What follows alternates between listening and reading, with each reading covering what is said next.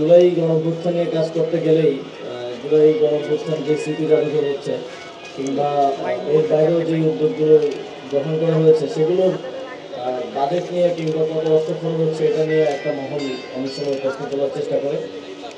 আমি তাদেরকে স্মরণ করে দিতে চাই যে বিগত ফ্যাসিবাদের সময়ে এই যে বিভিন্ন ভাস্কর্য হতো এর থেকেও ছোট ইনফ্রাস্ট্রাকচার আমরা দেখেছি 300-400 কোটি টাকা খরচ হয়েছে এবং সেই ইনফ্রাস্ট্রাকচারগুলো তৈরি করার যে কনসালটেন্সি সেই কনসালটেন্সিতেই এই পুরো স্মৃতিস্তম্ভে যা খরচ হচ্ছে তা খরচ করা হয়েছে।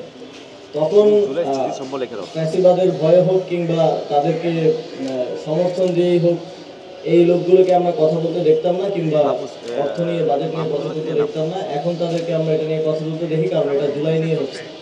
এই বিষয়টা কোনোভাবেই জনগণের অর্থের প্রতি বা দায়বদ্ধতার জায়গা থেকে তারা বলে বলে আমরা মনে করি না। আমরা মনে করি যে তারা এটা রাজনৈতিক উদ্দেশ্য প্রণোদিতভাবে এটা নিয়ে আলোচনা করে এবং জুলাই গণঅভ্যুত্থানকে যেন স্মরণে রাখার মতো কোনো কাজ না করা যায় সেজন্য এই একটা চাপ রাখার চেষ্টা করে।